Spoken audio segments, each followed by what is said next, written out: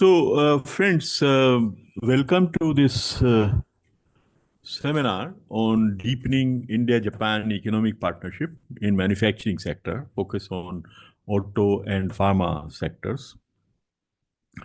And I think this is very timely topic in the sense that the potential of India-Japan economic partnership, which we all believed was there, very substantial potential of India-Japan partnership in manufacturing sector was there for many years, but remains somehow underexploited. I was talking to both of them, the speakers of today, Sato-san, Professor Sato, and Professor Atsuko Kamike. Uh, you know, in 2007-8, probably, there was this joint study group to explore the feasibility of India-Japan FTA stroke SEPA, which actually happened. And this was this joint study group set up by two prime ministers, India's and Japan's, and some officials, some academics, and some business chamber leaders were part of it from both sides. So I think 4 or 5 members from India, 4 or 5 members from Japan. And we met 4 times in India, 4 times in Japan. I happened to be a member of that group. And at that time, there was so much of excitement about India-Japan economic partnership. The context was that the complementarities between the two economies were very profound. One labor abundant economy like India, one labor scarce economy like Japan. Another, India seeking capital flows, Japan sitting on a huge endowment of capital, and for 40 years having 0% rate of interest, so virtually free capital. A country which is a leading player in technology, electronics, hardware, and all others. Another country which is building software specialization. And so that the complementarities seemed limitless. And we thought that we could build upon it through this SEPA.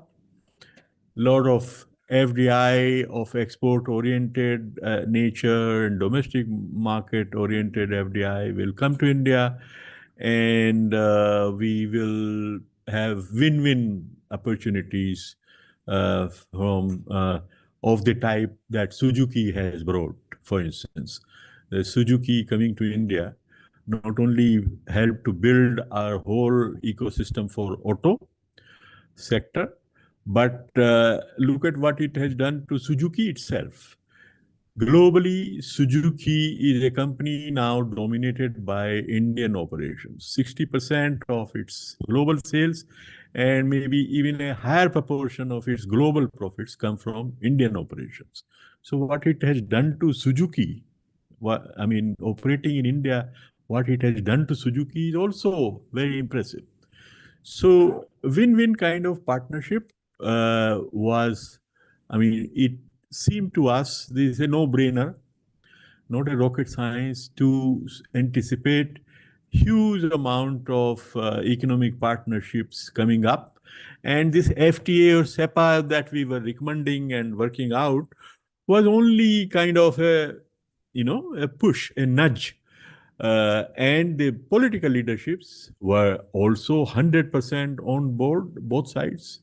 The fact that they asked for this study group to be set up by itself, but we have seen over time how the two prime ministers, whether Abe-san and Dr. Manmohan Singh, Abe-san and Mr. Narendra Modi, and it's a very close bond that they enjoyed. between them. And I have, in several of those meetings, also I was in the Comprehensive Economic Partnership study group, which led to RCEP. So I have seen them together, the two prime ministers, from somewhere close quarters, and was able to observe the chemistry between them. So there was no lack of political will either.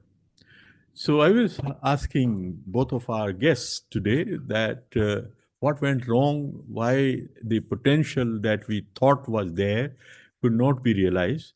And so obviously there is a lot of potential of research to unearth what remains to be done to exploit the full potential of the Japan-India economic partnership in manufacturing sector. Last year with IRIA, and Anita is here from IRIA, we started some limited exercise on looking at India-Japan economic partnership.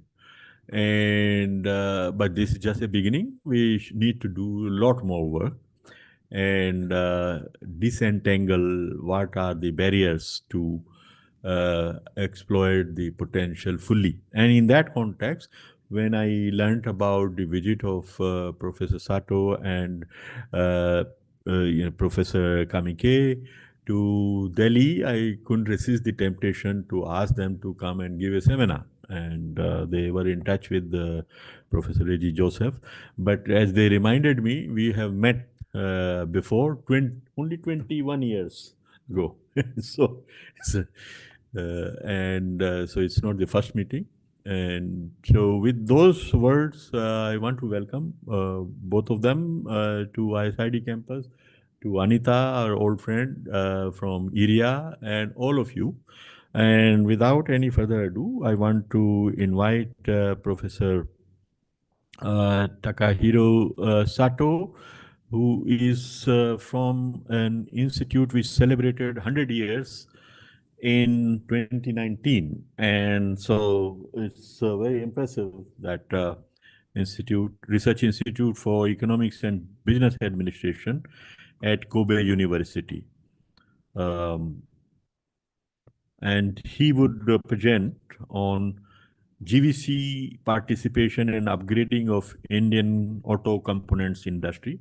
And of course, in this sector, a lot has happened between India and Japan. And I'm sure your analysis will highlight some of these. Over to you. Thank you. Hero Honda HMSI in enhancing the capability of Indian auto components industries. So this is the outline. Introduction. So motivation is this one. FDI is very, very crucial for the developing country to have the very good economic growth. Especially there has been a recent phenomenon involving of the local firms in developing country in global value chains. Does the current expansion of the MNC into developing countries stimulate the entry of local firms into global value chain, GVC? This is the main research questions. So there is two strengths of the literature reviews. GVC studies and the FDI studies. GVC studies basically based on the Jelefi 1994. This is a GVC studies. And another strength of the ECGIN studies of our papers is FDI spillover effect. So with reference to the integrated approach to FDI and GVCs, so Murakami and Otsuka 2020 in the developing economies. So this studies aims to examine the role of MNC to GVC participation of local companies quantitatively. So channel shown in this study, this one. So Toyota, Honda, Suzuki invested in the assembled sectors in auto industries. So they started to procure some auto component parts of the domestic local suppliers, like Tier 1. Also, Tier 1 tried to procure some local parts from the Tier 2 suppliers in local market. So then, so many local companies run from the Suzuki, Toyota, Honda, other assembler companies. They accumulate the technology, they accumulate the management resources, they accumulate some human resources. Then they start to export to foreign market.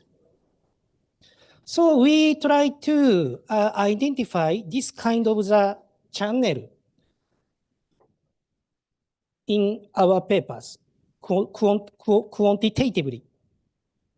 So this is, as you know, the background of the Indian automotive industries.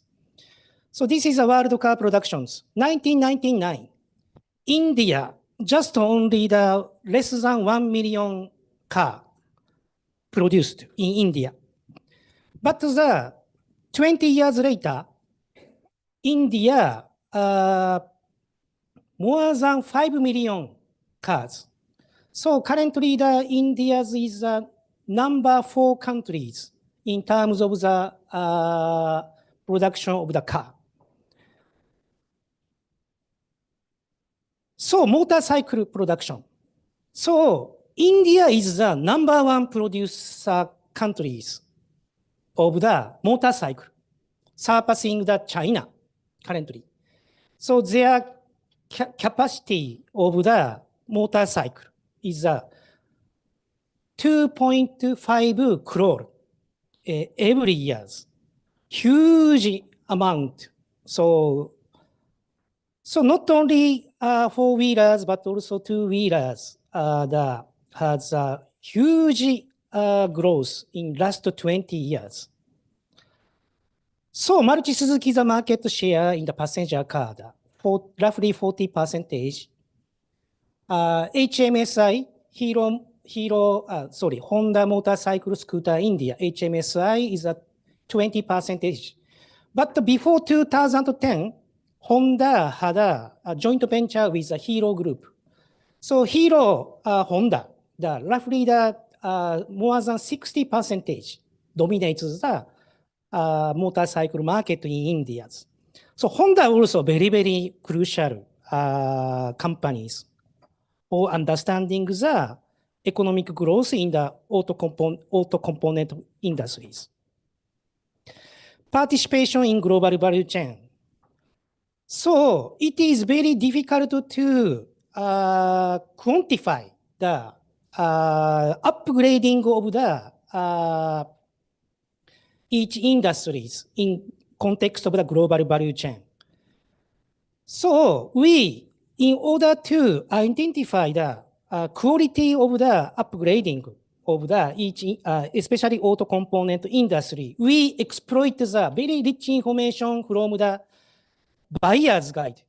Every year, ACMA, Automotive Component Manufacturing Association of India, located in the Munirka. I always procure the buyer's guide in the ACMA, located in Munirka.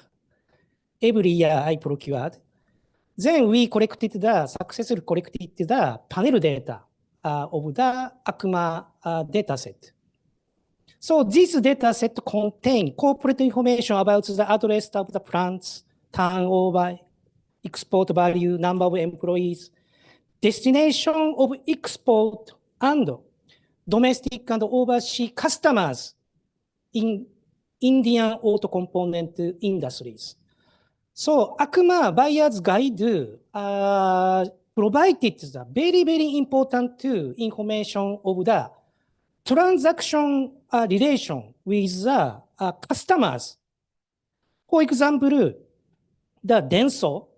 Denso is the tier 1 suppliers located in the Jajal. So So Denso in India had some customers. So this ACMA data, ACMA buyer's guide provided the transaction relation with the customers. So we exploited this information to identify the upgrading, quality of the upgrading of the each auto components companies.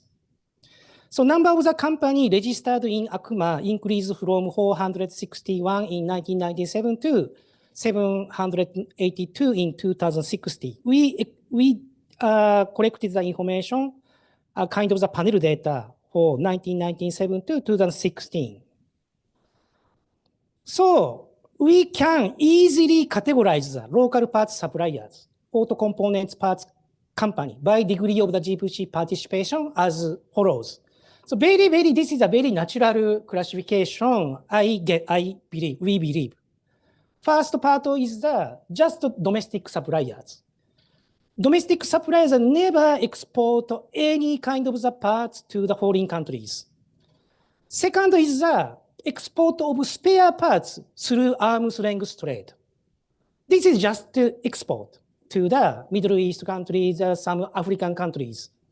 Most important thing is this one, exporter to overseas suppliers.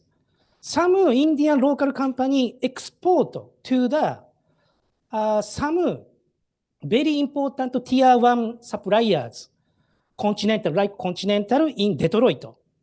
So this is the number 3 category, export to the overseas suppliers. Final one is the exporter to the overseas assemblers. So Indian local suppliers export to Toyota in Japan, like this one. So I think we believe these kind of the classification is very, very natural things, very easy to understand the degree of GVC participation. This is our idea. And also without the transaction data, we cannot do this kind of the classification. So the degree of the participation in GVC is supposed to increase as it moves from 1 to 4. Domestic supplier, export to the spare parts, exporter to overseas suppliers, exporter to overseas assemblers. So these kind of the degree, we exploit this one. Then we can aggregate the data set. So how many ACMA membership company that belonging to the each categories, domestic suppliers, export to overseas suppliers. Just we can see the category 3, exporter to overseas suppliers number increasing. And also category 4, exporter to overseas assembler also increasing. And also this is so this one, very important to, this figure just makes a very important implication without regression. So this figure shows the degree of the participation in GVC of local suppliers that has transaction with Indian assemblers. Indian assemblers mean the Tata Motors, Mahindra, Bajaj, TVS. So if we select the ACMA membership companies, then please look at the category 1, the share. Very stagnant. Very stagnant. I think because these kind of the company just has a transaction with the Indian assembler, Tata, Mahindra, Bajaj, TVS.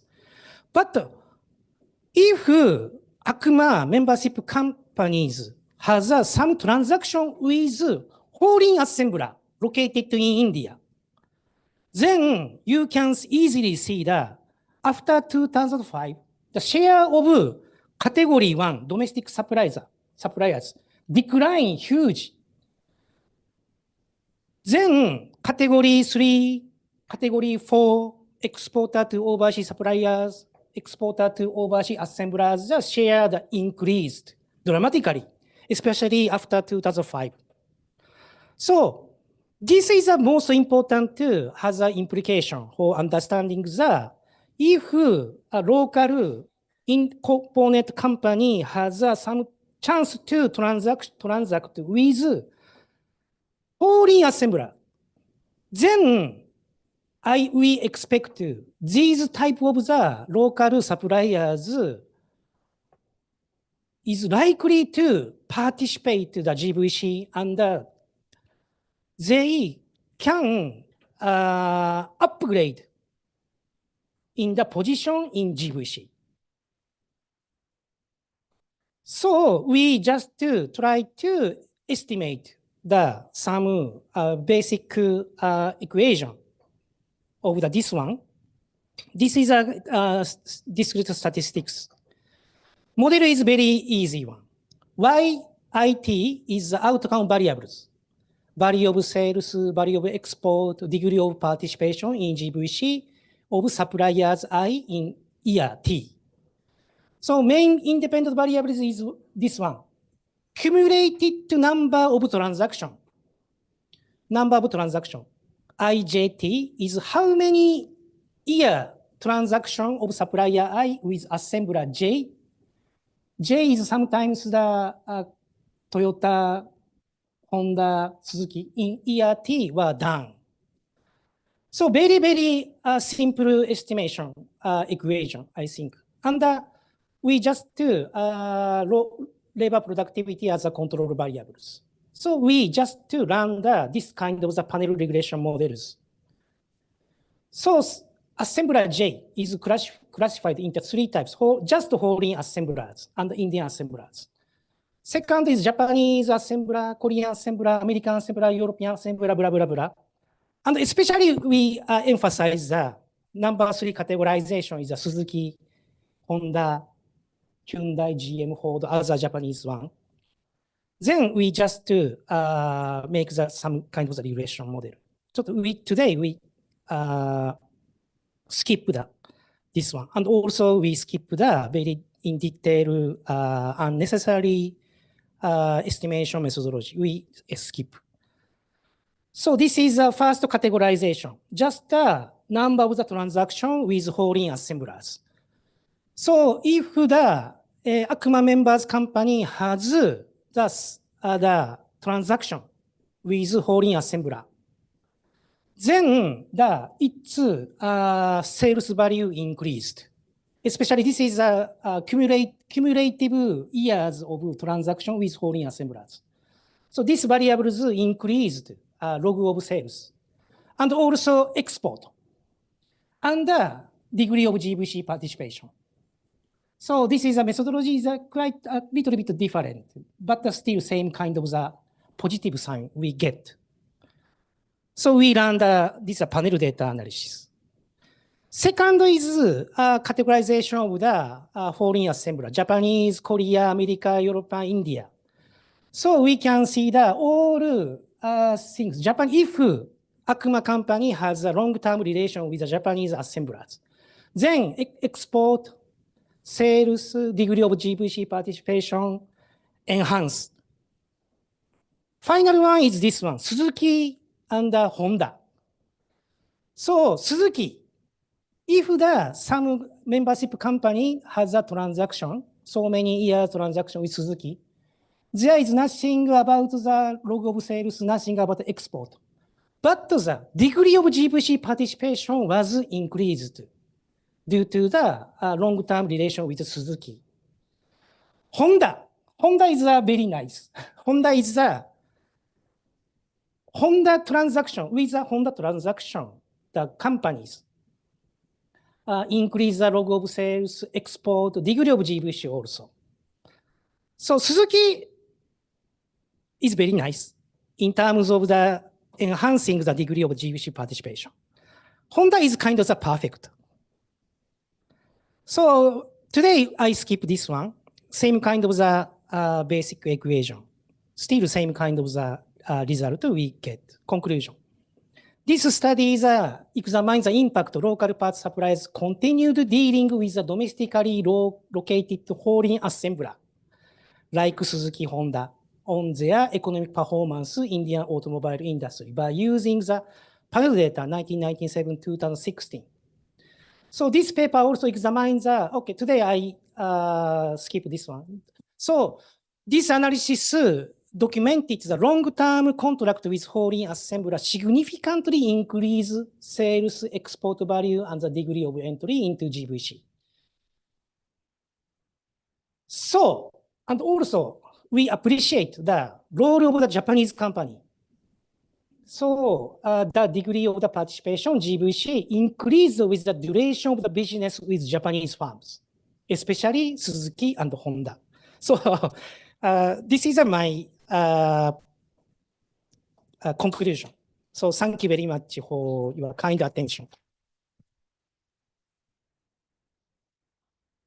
Thank you, Sato-san, for sharing with us your very interesting analysis and results.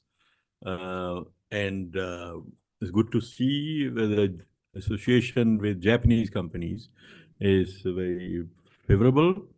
But I'm curious why Korean companies, Hyundai and all that, why they turn up with a negative sign. And so maybe you should do some more research on that. Yeah. But we can come back to the discussion. Before that, maybe we have the presentation, the second presentation about pharma industry by Professor Atsuko Kamike. She is from Chuo University in Chiba. Chiba is close to Tokyo, so Yes. ID, yes. I've been to ID, yeah. 2 times.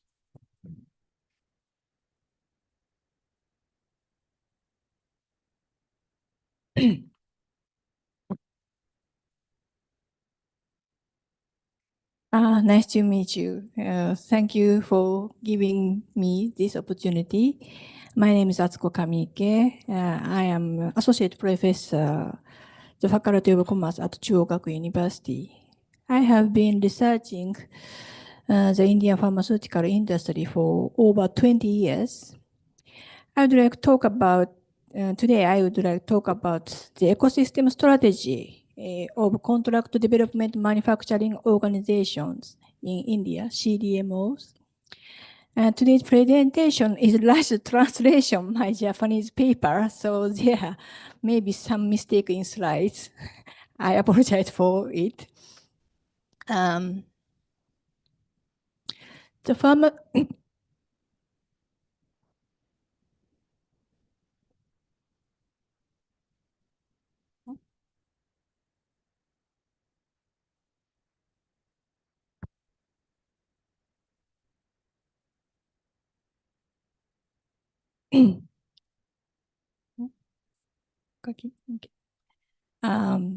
the pharmaceutical industry is changing. In the past, it was common for pharmaceutical companies to do all work in the pharmaceutical industry, from basic research to clinical trials, manufacturing and sales. Now there is a growing trend towards dividing the various processes in pharmaceutical industry. First, there is an increased cost due to diversification and complexity of the value creation processes in pharmaceutical industry. Second, there is a decrease in profitability due to expiration of patents for pharmaceutical products, known as the patent cliff. Pharmaceutical industry value chains has become more and more divided into segments. This division of labor spread between companies in different countries, forming a global value chain, GVC, that spans multiple countries. The scope of GVC has expanded to include emerging countries such as India since TRIPS agreement took effect. Also, also the way companies are dividing, changing. It's moving from a kind of division of labor creates vertical integration to a kind of division of labor that creates horizontal integration. This means that there are now layers of horizontal division of labor that overlap each other. Relationship between companies on the value chain is more collaborative than linear division of labor between processes.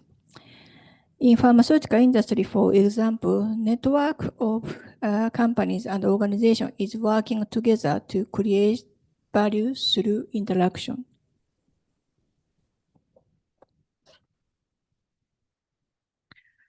The pharmaceutical industry was around 1 trillion. CDMOs are responsible for manufacturing 90 billion to 150 billion worth of pharmaceutical.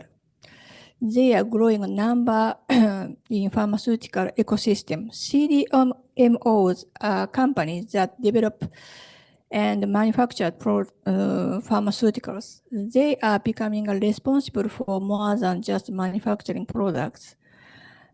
Indian pharmaceutical companies are also becoming important players in global pharmaceutical industries. Indian CDMOs are especially strong in the area small molecule drugs like generics.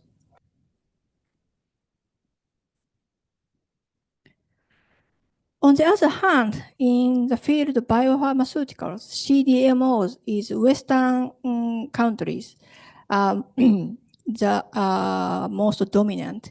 There are very few CDMOs in India. However, if there is more pressure to reduce costs due to factors such as further price pressure to decrease medical costs in developed countries, rising labor costs, rising raw material costs, there is a possibility that outsourcing of development manufacturing to India will increase.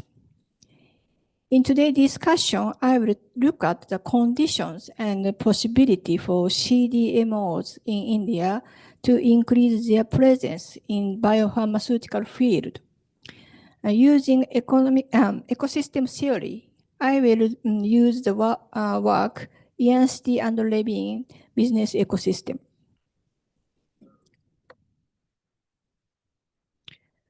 The idea of ecosystem was first proposed more in 1993. An ecosystem is a relationship between main company in an industry and the other companies that work with it. Ecosystem can be found across the different industries. Companies compete with each other for resources. There is also competition and collaboration within ecosystems. Innovative business cannot be created by a single company alone. It is important to build a cooperative networks and include partners and suppliers and customers.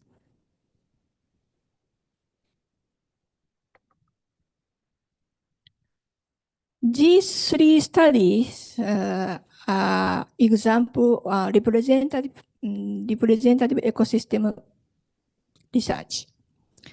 Ernst and Levin and Gawa and Kusmano and Adona. In today's presentation, I will be referring to Ernst Levin's business ecosystem theory.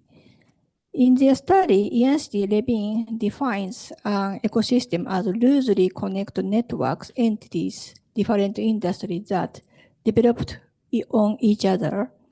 They also state, although there are many agents in an ecosystem, they can be classified into 4 types. There are many agents. This is 4 types. This is 4 types.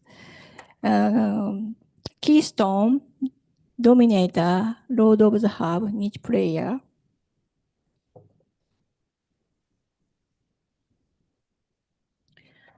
Dominator control the ecosystem by owning resources and functions themselves. This reduces ecosystem diversity, which hinders creation of innovation. Ecosystem also become closed and unable to adapt modern business environment, which is changing unpredictable. Other agents in ecosystem become dissatisfied and choose to move to other hub companies because they seek to monopolize value. This makes it difficult for ecosystem to survive. Good company is in ecosystem should choose a long-term strategy. They can choose to either keystone or niche players. But the choice of strategy depends on how uncertain the market is, how new and complex technology is, and dependent the company is on other companies that provide complementary products or services.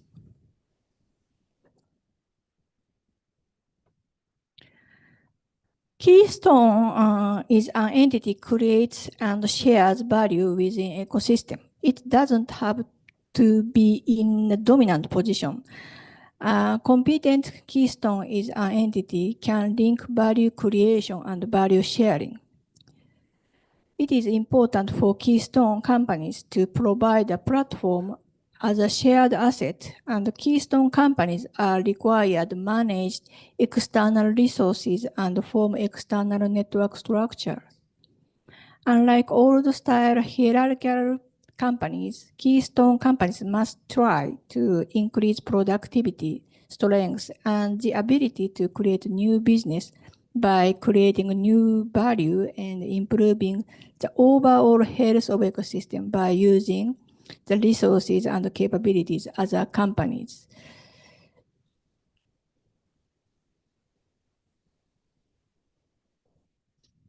There are a lot of niche players in any ecosystem. Many of niche players are on the periphery of ecosystem. On the periphery, there is a lot of innovation, new products, services are being developed, and new markets are being cultivated. Niche players are very important for driving innovation. We can call them edge companies. The key to their success is specialization. By team up with other companies that have complementary assets, they can deepen their specialization, create the complex system-level solution that customers demand. First strategy for niche players is to create value by focusing especially on their strengths. Niche player can create value by constantly improving their skills, using their key strengths, and taking advantage of a small opportunity without being limited by constraints or vertical integration.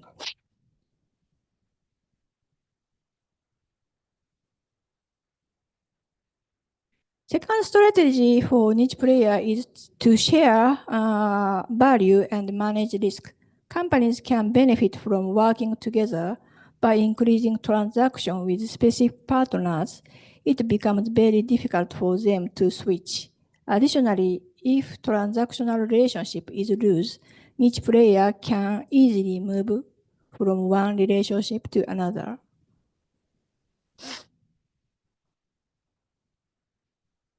Keystone and niche players are not necessarily fixed.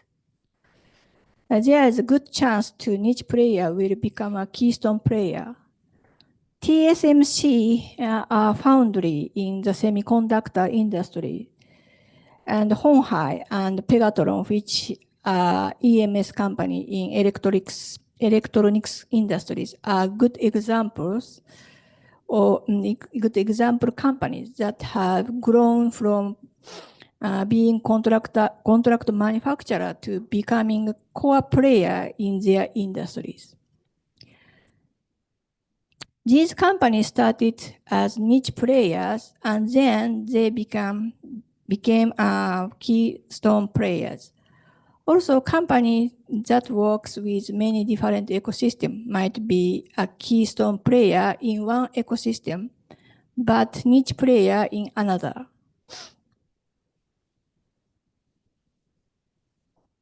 The pharmaceutical industry value chain starts with the search for new drug candidate. Then it follows route preclinical trials, formulation, development, clinical trials, development, and sales.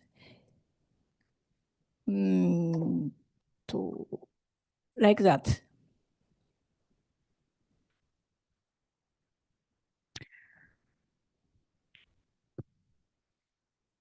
In the past, it was common for single pharmaceutical company to build this value chain, the blockbuster model, a type of vertical integration, which is a way for drug companies to make a lot of money.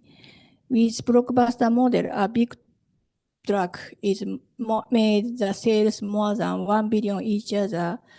The company use the profits keep making new drugs. All of important new ideas created inside the company. This figure shows ecosystem of Indian pharmaceutical industry.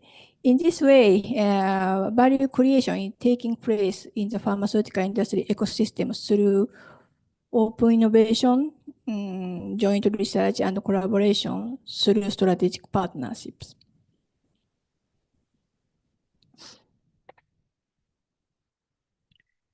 Ramsway and Ozcan emphasize creating value by working with many different people and describe this as a co-creation paradigm. Co-creation is when companies, customers, managers, employees, and other stakeholders work together to develop systems, products, and services. In the pharmaceutical industry, a reality of division of labor is more about collaboration than a clear separation of roles.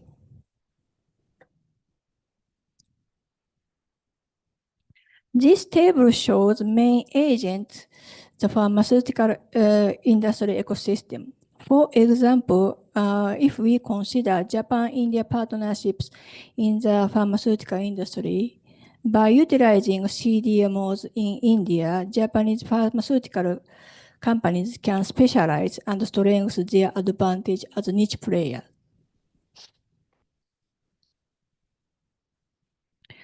A CDMO is a company develops and manufacturing processes for producing pharmaceutical and biopharmaceutical.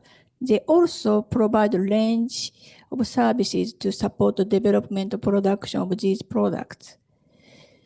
CDMO offers services like developing processes, increasing production size, and making API, active pharmaceutical ingredients, and formulation. CDM has become an important player as part of a collaboration in pharmaceutical industry ecosystem. CDM can link value creation and value sharing. They provided platform as shared asset and are important to the pharmaceutical industry.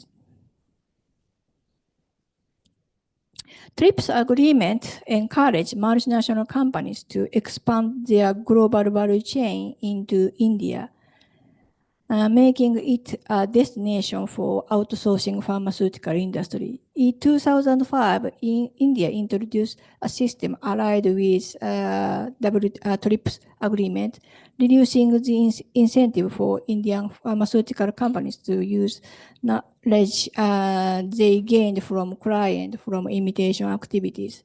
In India, the outsourcing business grew in the early 2000s. A characteristic of India is there are many companies provide contract research and manufacturing service. We call CRAMS, which can be thought of as a higher level version of CDMO and contract research and development manufacturing organization business. This table shows the main CDMO companies in India. CDMOs are mostly in the cities of Hyderabad and Bangalore. These cities are home to many companies into bio and life sciences industries. CDMOs in India are growing in the area of small molecule drugs, particularly generics. There is a fast-growing sector in Indian pharmaceutical industries. While sales of major Indian CDMOs may not be huge, their technical standards often surpass those of major Indian pharmaceutical companies. CDMOs meet high standards in manufacturing management and quality control, and they can comply with regulation in all countries and regions. Next, I will talk about DP's Laboratories. It is the largest CDMO in India. It is the most successful CDMO in India and the world's largest CDMO specializing APIs. I will skip the detailed explanation DB's business, but company is learning and absorbing cutting-edge technologies through its contract development manufacturing business, improving its capability as CDMO, becoming a keystone in the ecosystem. Next, I will look at Syngene International. The company started as a part of Biocon. It has since started as CDMO business, is currently developing business as contract research and development manufacturing organization, CRDMO. The company understands biopharmaceutical industry is under pressure to reduce prices and costs. This could lead more research and development outsourced in India. The company sees this as an opportunity for growth. Syngene has a long-term partnership with major Western pharmaceutical companies such as Bristol Myers Squibb and Amgen. These long-term partnerships have contributed to improvement companies' research and development capability. To save time, I will skip the detailed explanation for those slides.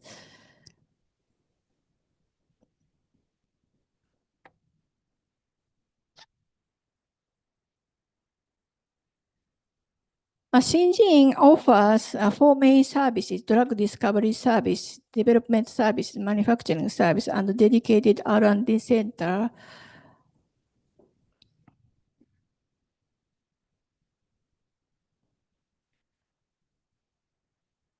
Syngene improving its capability as CRO and CDMO by providing these four services and learning absorbing and advanced technologies through partnership with major pharmaceutical companies in Western countries. In addition, it can be said that the company is also improving capabilities as a CRDMO in biopharmaceutical field through collaboration with its parent company, Biocon. Next, I would like to consider a strategy that India CDMO should adopt. DBS has grown to become the world's largest CDMO for APIs. DBS is similar to a foundry such as TSMC in the semiconductor industry. In the field of small molecule pharmaceutical, Indian CDMOs can be said to in a key position. On the other hand, in biopharmaceuticals, CDMOs in Western countries are dominant. The presence of Indian biopharmaceutical CDMOs is small, very small, remains small. However, if there are more pressure to reduce costs due to such factors such as further price pressure in development countries, rising labor costs, and there is possibility that there will be increased outsourcing of development manufacturing to India. Ernst Levin explained that in an ecosystem, it is important to attract value to the company. They say a new company need to focus on transfer of value and consider how they can transform the industry. In biopharmaceutical field, I believe that Indian CDMOs should first enter the market as small specialists, as niche players, and they try to become key player.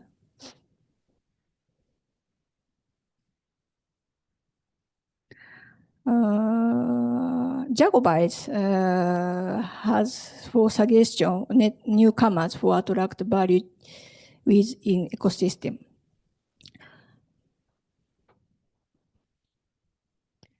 As mentioned above, Syngene has a lot of clients and long-term partnership with companies like Bristol Myers Squibb and Amgen. This makes it a reliable outsourcing partner. It is also growing by taking advantage of needs of major companies. So it already fulfills the first and second conditions mentioned by Jacobites.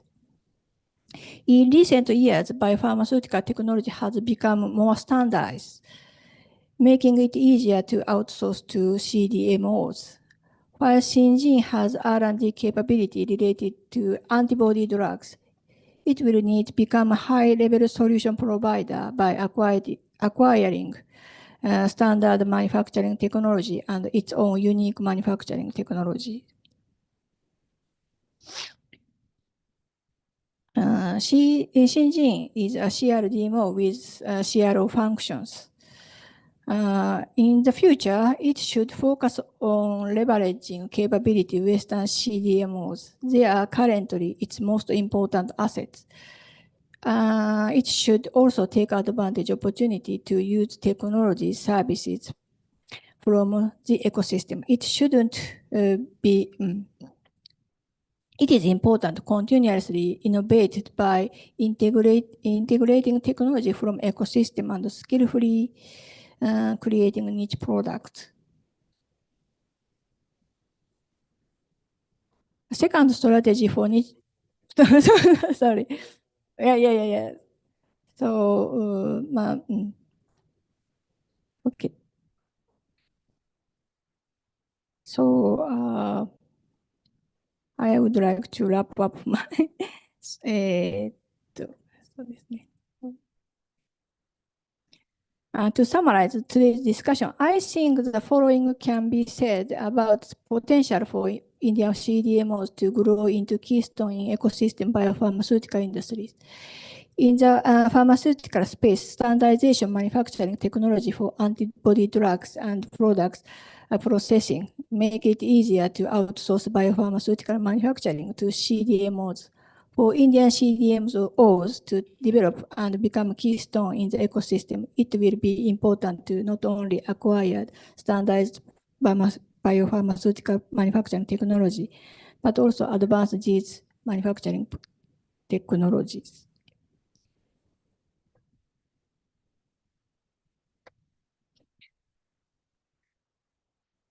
Let me conclude my presentation. This research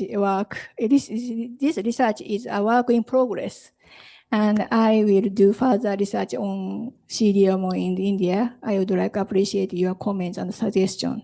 Thank you for listening my presentation. Thank you, Kamike-san, for your very detailed presentation on the biopharmaceutical value chains and how India is getting hooked up and what needs to be done.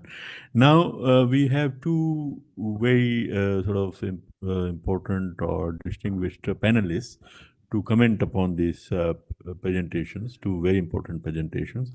One is Ms. Anita Prakash, Director for Partnerships and Policy at Economic Research Institute for ASEAN and East Asia, ERIA, based in Jakarta, who is working on India-Japan economic partnership, as I mentioned, and the project is in collaboration with ISID and CII. We started last year, and some more work is being done. So, since she is very knowledgeable about the GVC participation between India and Japan, I thought she can reflect on it in about 8-10 minutes. Yeah. And then my own colleague, Dr. Reggie Joseph. So, over to you, Anita.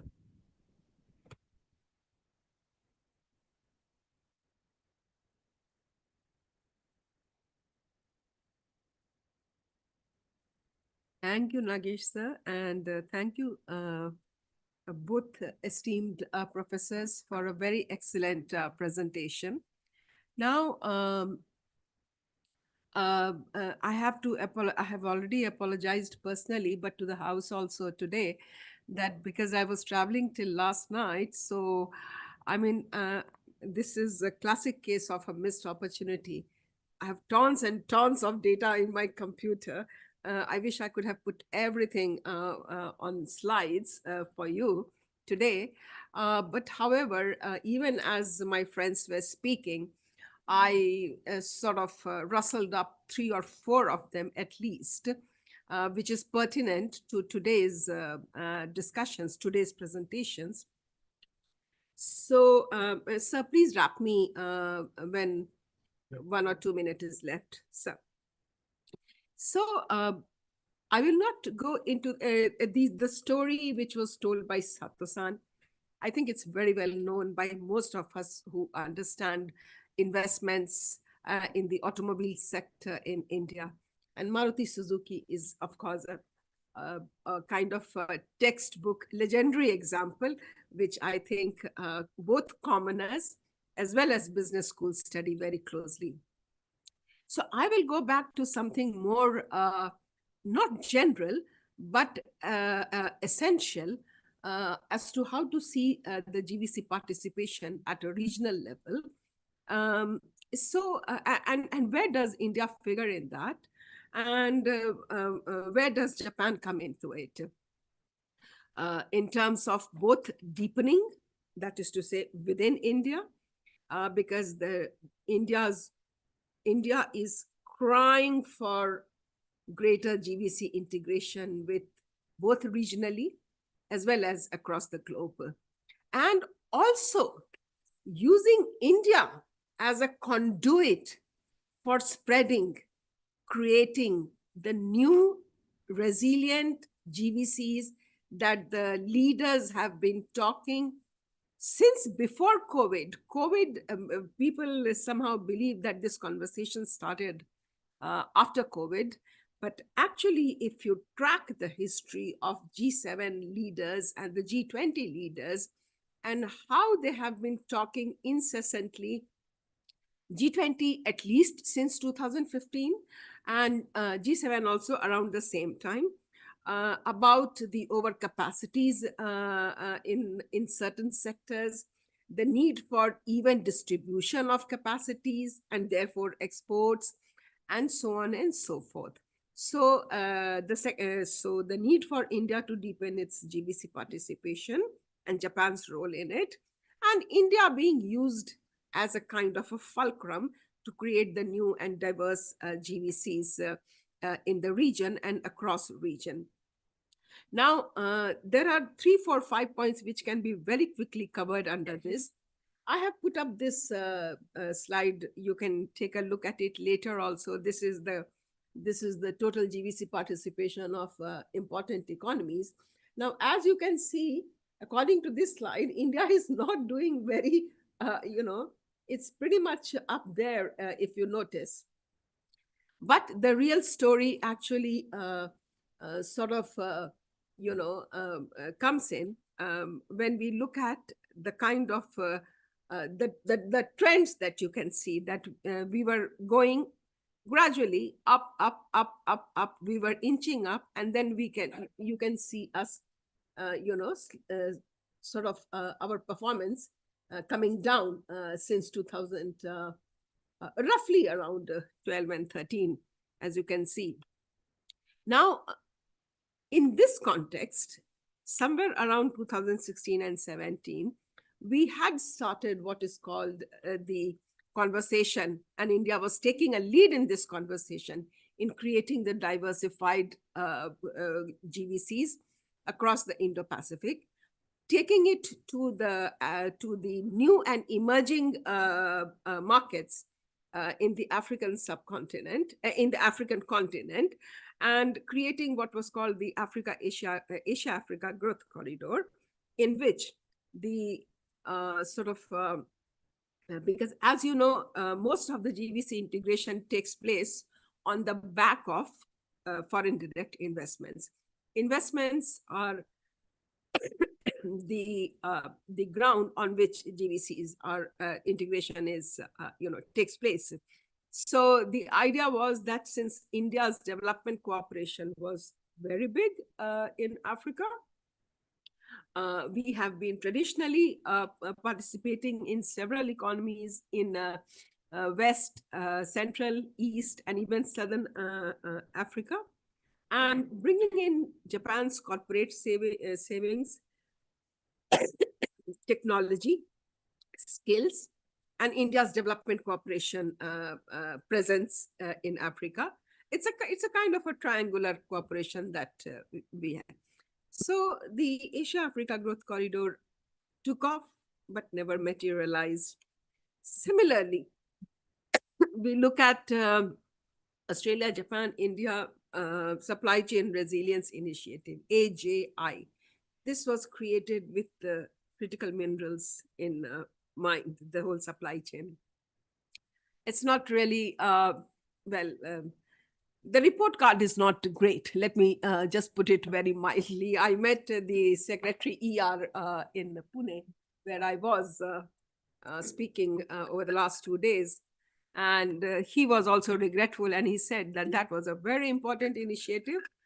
The time is still not lost, but why I'm giving these examples is that the SIPA, Nagesh, we already spoke about it, earlier. Why I'm mentioning these examples is that we create this huge momentum for GVC integration, but somehow the momentum, we lose it somewhere, somehow. Now, in a policy language, just as in economics research, the term anecdotal is considered a taboo. Similarly, in policy research, somewhere, somehow, these words are considered taboo. Even if these are realities, you cannot take it to policymakers that somewhere, somehow, we have to create the facts under which we are losing this momentum. Every time we pick up a very good initiative, we don't hear much about it, So then G20 and G7 also. Similar. So both Osaka and New Delhi. G7 year and G20 year. Japan, yes. India. Yeah. Both the meetings leaders spoke hugely about involving, in the words of G20, Global South, and in the word of G7, first time in the history of G7, the word developing economies has been used. G7 does not discuss developing economies, but how to bring them into the new value chains that are emerging, So my point here is really, Professor Sato, is that the GVC investment is hugely, integration is hugely predicated on investments and, of course, on market demands. But if we come back to the India and Japan story again, the degree of GVC, someone asked me in Pune, if you could tell me 2 things that India will require to get its GVC integration going, and this applies to the Japanese firms also. it is investment, research after research after research. The Southeast Asia's success story actually is a kind of examples, I'm talking in plural, as to how FDI brings in not the plant as you see it, the kind of skills that are required to participate, to manufacture, number one, and to participate in the global value chains. And here, when I say global value chain, I don't mean regional, but the global standards. So investments and skills come with investments. So in this, I'm showing you one more slide. This is the automobile sector. We prepared this Sankey mapping for the G20 Trade and Investment Working Group concept note that I, with the International School of Business, we had prepared. This is a very powerful slide. On one side, China's automobile sector, and on the right side is the pharmaceutical input-output, And when the leaders were speaking about deeper GVC integration and wider resilience within the GVCs, this is the kind of overwhelming concentration is what the concentration of suppliers, and that is what the policymakers are really struggling to kind of make it a fairer, more equitably spread out. And this is basically in cracking this this particular over concentration is what is really required. And I think with this kind of a picture in mind, India, Japan, Quad, AJI, they can, then move forward. This was discussed very briefly in G20. Clearly, the platform is not, ready to have this kind of a discussion. But at a more bilateral level, this is the kind of figure that policymaker. So, sir, I'll stop here. Yeah. Thank you, Anita, for bringing some very important points on this discussion we are having. Now, over to Reggie, my own colleague, and he has already been in touch with Kamiko-san. So you probably have some more insights to add to. Yeah, good. Thank you, Chair. Thank you, Professor Sato and Professor Kamike, for making interesting presentations on two sectors that India takes pride in successful industrialization. I have a few very brief observations. First, I will focus on pharmaceutical sector. So your analysis is focused on contract development and manufacturing organizations. If you look at the Indian pharma firms engaged in these kind of activities, they also do contract research and marketing. So it's a contract research, development, manufacturing, and marketing. But you have focused only on the development and manufacturing. So are you not losing out some of the activities that Indian firms are doing, especially the key players are doing? Because the ecosystem you have classified into four categories. So for example, niche players. So their characterization is that they are able to form new alliances. Okay, so Indian firms are making alliances in marketing as well as contract research. I think you are missing out on those. So this is one. Then I would like to make a comparison between Syngene and Suven Life Sciences. So Syngene you have covered. It is a subsidiary of Biocon, and they have collaborations with foreign firms like BMS, Amgen, and they, in a way, do contract research.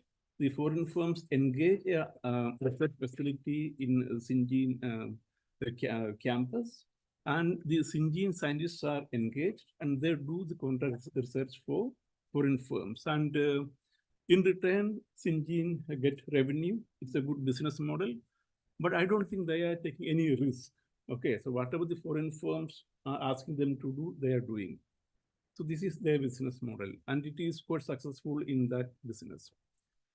But Suven Life Sciences, it's very narrowly focused on this central nervous diseases. It also engages in alliances with the foreign partners, but very selectively, because they are very narrowly focused, and they also engage with foreign partners very selectively. So they started as a contract research organization. Then it upgraded to collaborative research organization. That means in this partnership, they share the resources as well as the risk. Okay, if there is a failure, they also bear a share of that risk. Now, what has happened is that Suven Life Sciences, they have caught up in the value, graduated in that value chain, and they have a number of patents to their credit. So Suven Life Sciences has created a niche for that firm. So such firms, where will you categorize? So graduating the value chain and creating a niche in the area of their business. So in your classification, where will these firms will figure?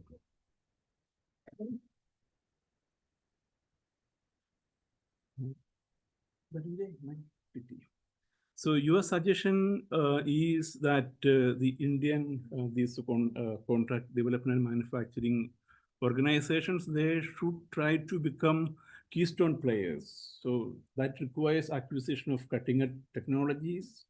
So this calls for major investments in R&D. But if we look at the R&D intensity of Indian leading pharmaceutical firms, and if we make a comparison with foreign firms, we are far behind. It's not that we are not investing, but we are far behind. I will just show you a comparison. This is from this R&D scoreboard 2014. So globally leading 2,000 firms are covered. In the pharmaceutical sector, there are 7 firms figuring in that list. So I have taken top 7 global pharma firms also. Look at the global pharma firms R&D intensity, 21, 27. Compare that to Indian firms R&D intensity. So your recommendation, your suggestion requires massive increase in investment in R&D. So do you have any suggestion to make Indian pharma firms invest more in R&D? So have you thought in that line? Now, you also talked about India-Japan partnership in the pharmaceutical sector. So some time back, I also did some research to prepare a report on this issue. So I interacted with the pharma industry associations, various reports. What I found is that there are various issues, non-tariff barriers, other issues. To give you a few examples, if a firm from India has to export to Japan, they need to keep an inventory for 5 years. You know, that adds a lot to the cost, and it's not that easy to maintain an inventory for 5 years. Okay, so this is a non-tariff barrier. If we are thinking of deepening the partnership, then we also need to think in terms of addressing this kind of barriers. The other issue is that the exporting firms, they need to do bioequivalence test on Japanese patients. For an Indian firm, maybe a medium-sized firm, to do bioequivalence test in Japan on Japanese patients, it's very difficult. Okay, so maybe, so I'm not saying these regulations are not needed, but here comes the role of a partnership. A Japanese firm and Indian firm, they come together. So these issues can be tackled. Then my final observation on your presentation is you, in slide 19, you made reference to counterfeiting. So your point was that new patent regime makes it Indian pharma firms,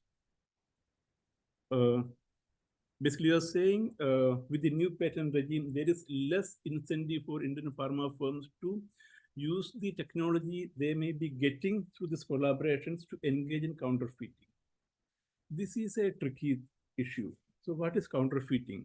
Counterfeiting means a firm is using the trademark of some other firm to sell a product. Okay.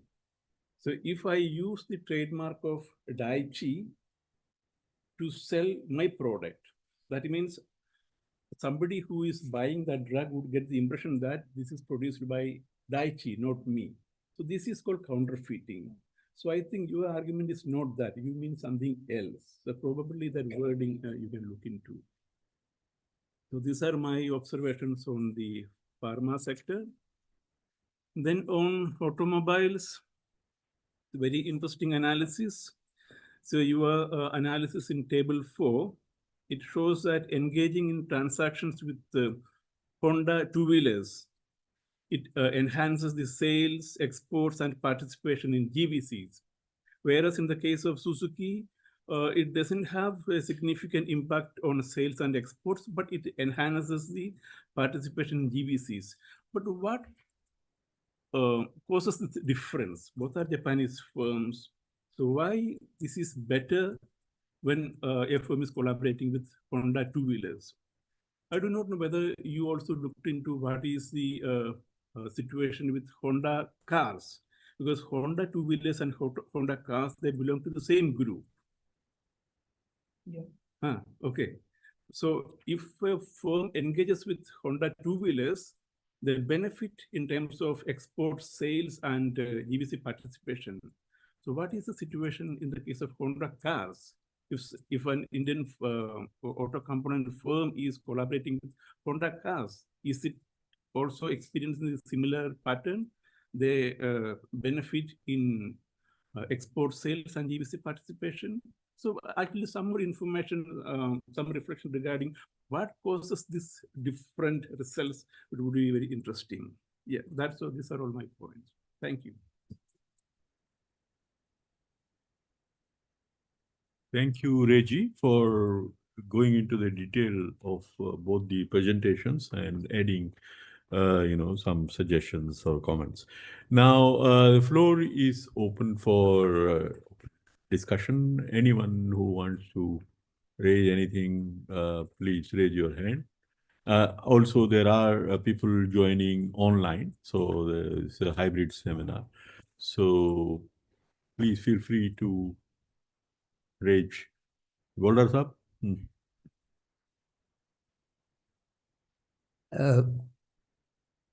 Actually, the Professor Sato's paper, that was really very interesting. And in a way, my coming here has become worthwhile while listening to you.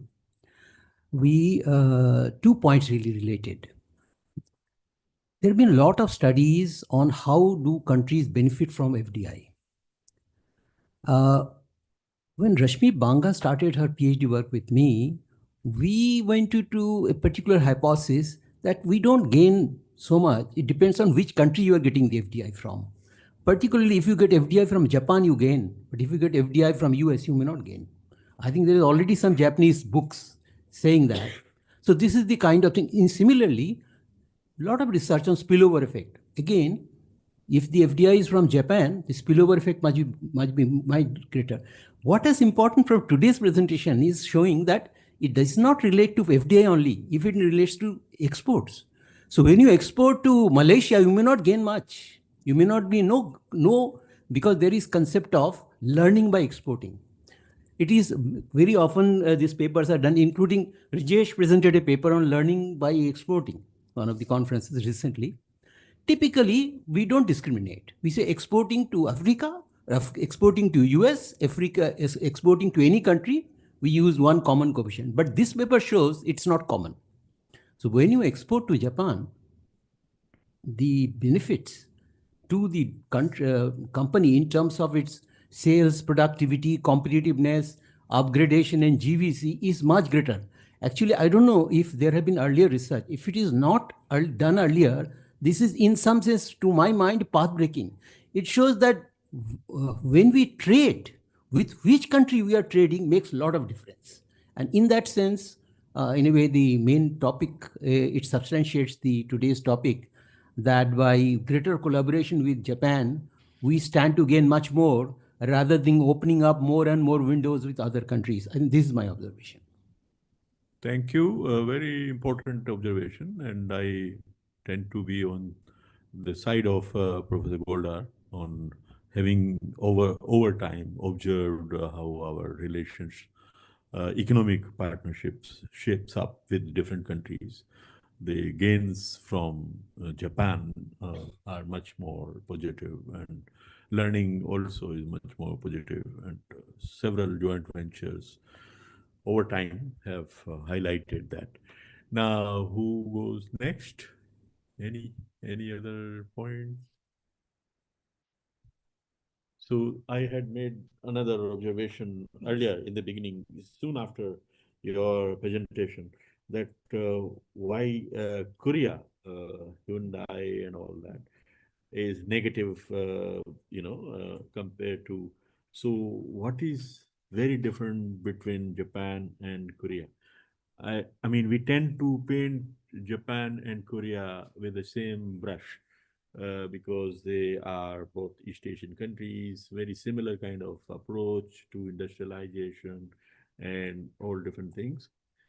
Or one could say that Korea follows in the footsteps of Japan very closely. So, I mean, European and Americans, one can expect some difference, but Korea was a curious case. So, any observations you have? Any, if there are no other points, then I will invite both of them to respond to points made by our two discussants and Professor Goldar. Uh, uh, Unless there are somebody on the online, no, they are not. Yeah. Can I very Sure, briefly mention sure. to Professor's comment who we are working with? The current ways of doing businesses have brought a little change in this. I don't want to call it perception, because Vietnam is a very good example for all the changes that are taking place in terms of GVC participation, investments, skills, and exporting. And Vietnam obviously again used the Japanese investments and the skills brought in through investments. But using all that, they have now become ASEAN's second largest exporter, just behind Singapore. I mean, merchandise, just behind Singapore, and almost gnawing at the heels of Singapore, if I may say so, sir. But they have used all these investments and skill learning to export to Europe. And for that, they used the EU-Vietnam FTA. So the moral of the story is that it's a bit of a more comprehensive package than just investments and GVCs. Yeah. Thank you. So, Sato-san. Yes. So thank you. So please, yeah, now it's right. So thank you very much for very important questions. First of all, I'd like to talk about some suggestion for the last one. So Prakash Sensei. So you showed a very nice graph of the GVC participation, trend of the GVC participation in terms of the gross export. So always GVC researcher examine the industrial level or national level of GVC participation by using the international input-output tables intensively. So this is a huge, large area for understanding the change and the determinant of the participation of the GVC. So this is okay. So, but my approach is not different, is different from the commonly used GVC analysis. Because I always keen to know the individual company behavior, how these individual companies sometimes participate the GVC, sometimes just to export to the African countries, Middle Eastern companies, as the parts, after parts exporters. So I don't like the aggregate value of trend of the GVC, some kind of the things I don't like. So I emphasize the most important things is the individual company's behavior under some constraint, under some economic environment situation. So this is my approach of the papers. So this is a comment of that to the Prakash sensei. So, and also, thank you very much for the kind introduction of the FDI spillover effect, especially in the context of the Indian economy. So, 2015, firstly, I presented the draft of the productivity and technological diffusion in India in front of the Goldar sensei. So Goldar sensei made a very good suggestion. So finally, we published this paper, Fujimori Sato 2015. So we identified a very, very strong spillover effect in terms of the backward industrial linkage of spillover effect, not forward, not horizontal spillover effect. In India, especially in the manufacturing sectors, Indian local manufacturing company was enjoying the backward spillover effect from FDI. So backward means this kind of things. Assembler companies located in Indian market, they started to procure the components and the parts and sometimes the materials from local company in India. So assemblers, tier one suppliers try to grow the local Indian company or as a good partner. So this is a kind of the important channel. That's why we identify the very, very strong backward effect of FDI spillover effect, especially in terms of the manufacturing sectors. So later, we can exploit the same kind of the findings, even if we use the plant level panel data set. This is the industry level panel data set. This is the plant level panel data set. Still, we found the very strong backward effect of the FDI spillover effect. So then, why such kind of the FDI spillover effect, especially backward spillover effect, exists in the context of the Indian manufacturing industrialization? Then we start to focus on the in the case study of auto components industry. So I think there is some kind of the not only externality of the knowledge level, but also some strategically something from the assembly company to transact with local company. Sometimes the assembler company can easily import some intermediate auto components parts from the foreign countries. So always assembler company have to choose which is the best strategy. So one strategy is the grow the local company as a long-term partner. Another option is just to import the some auto component parts from the foreign country.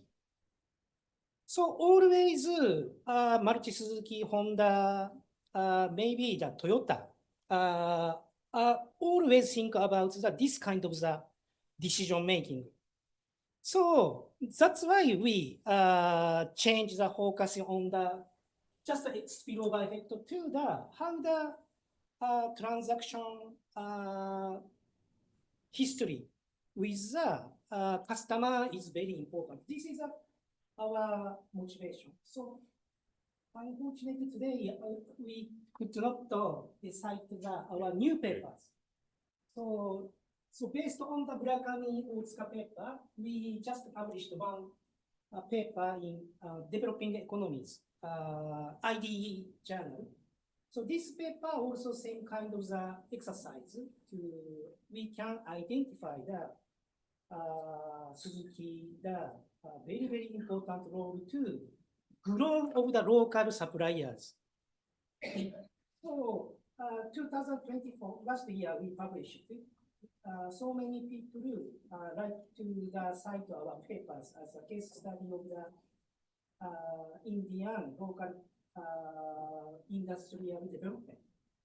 So Could I just add a Korea. small point?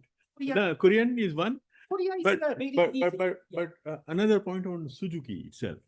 You know, what happened in India after Suzuki came, partly it was forced upon it because government of India had a phase manufacturing clause that within 5 years Suzuki will produce 75% of the car in the country, because when they started assembling, there was a joke.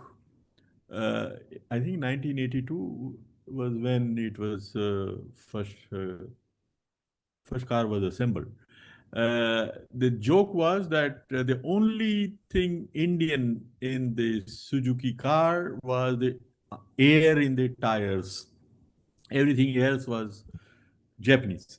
And but over 5 years, because there was a conditionality, of this joint venture, the 75% of the indigenization was to take place. So my question to you is whether it was forced or it would have done nevertheless this same kind of indigenization in India, if even if there was no such clause on it. Yeah. Yeah. Over. So, Maru Sensei, thank you very much. This is a very important point. We call the local contents regulation. In 1980s, I think India government, especially phased manufacturing plan, PMP, we call the local contents regulation, successfully to make the local Indian company grew. So especially the Suzuki and Honda. Honda had a joint venture with Hero Group and Kinetic Group. And Suzuki had a joint venture with Multi-Udoyok, public sector enterprises.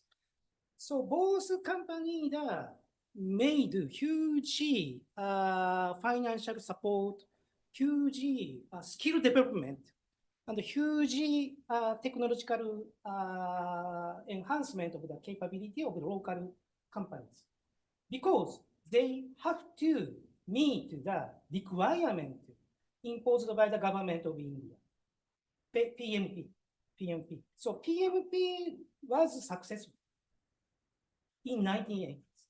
But after 1991, the government of India stopped the PMP project in the new project. After 1991, the new project was not needed for compliance with PMP. But 1997, the United Front government restarted to impose the local contents regulation.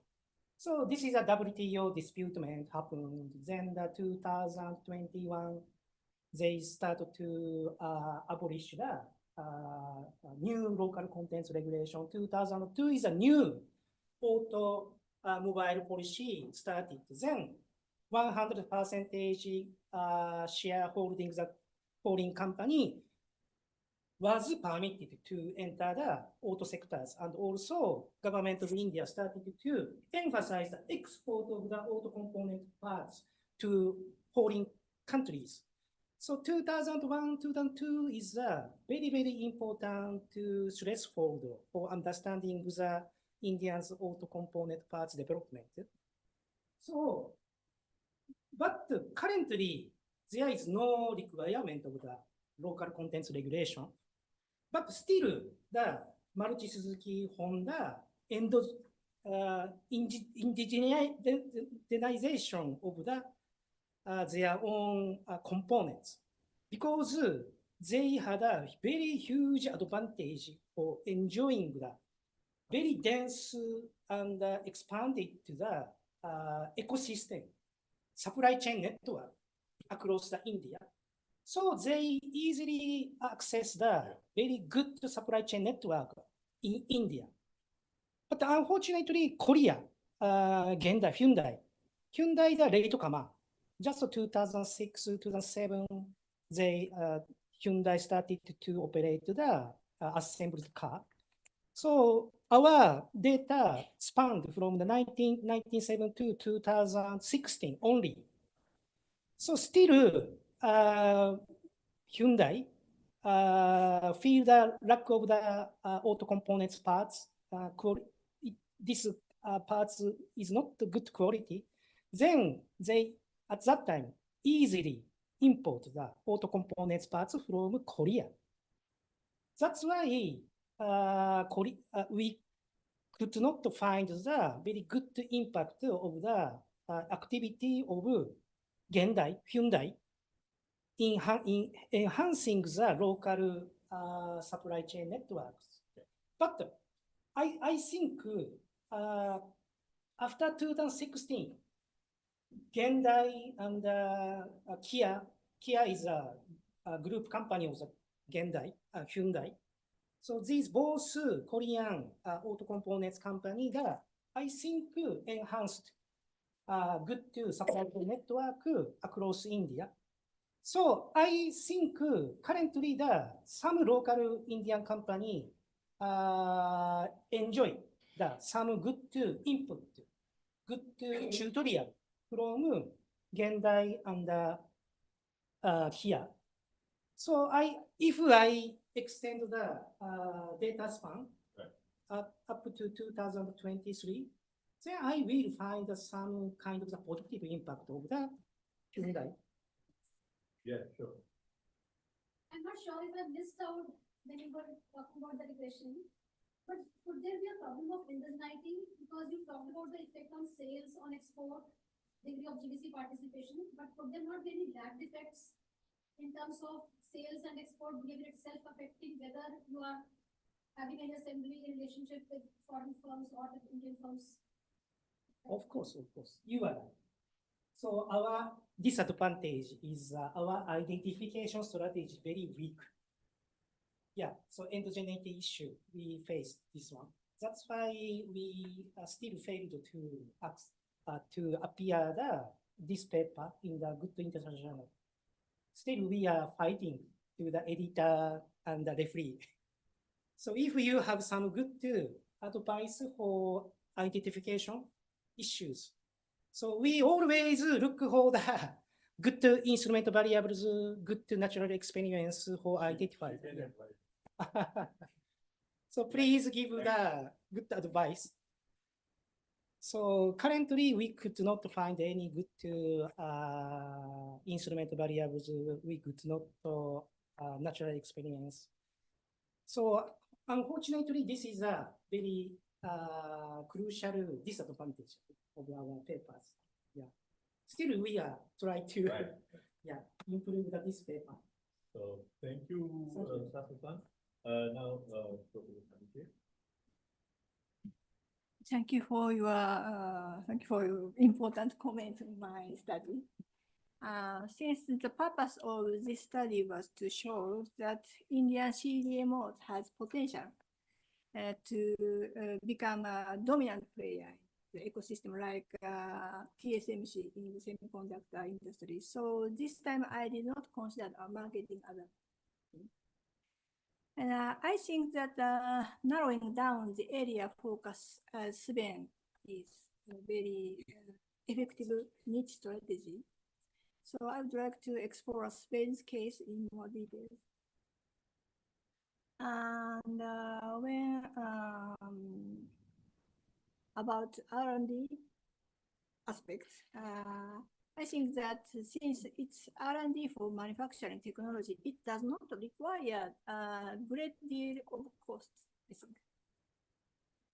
So, but when it comes to CRDMO, I think that it is best to specialize areas where India is strong. So I think that Indian companies can demonstrate the ability in the field of R&D for further downstream R&D. So, and, about counterfeit, I think my mistake. Yours right, your comment is right, but so this is my yes. Thank you. Thank you. Well, thank you very much, both Sato-san and Kamike-san, and our two discussants, Anita and Reggie, and all of you for joining us this afternoon, and not only physically, but also those who are joining online. It has been a very interesting discussion, and I think, you know, although we have been talking for more than 1 hour, 45 minutes, we could have gone on for some more time. So, but like every good thing, it comes to an end. But I think this is an ongoing discussion at this institute on deepening India-Japan economic partnership, especially in the manufacturing sector. So both of you, whenever you are ready with new paper, please consider presenting it in the ISID seminar series. And whenever you are visiting India, please consider spending some time with us for discussions and taking our partnership forward. So with that, sort of request, I want to thank everyone, our two speakers and two panelists and all of you. And we hope to continue this very engaging discussion forward. Thank you.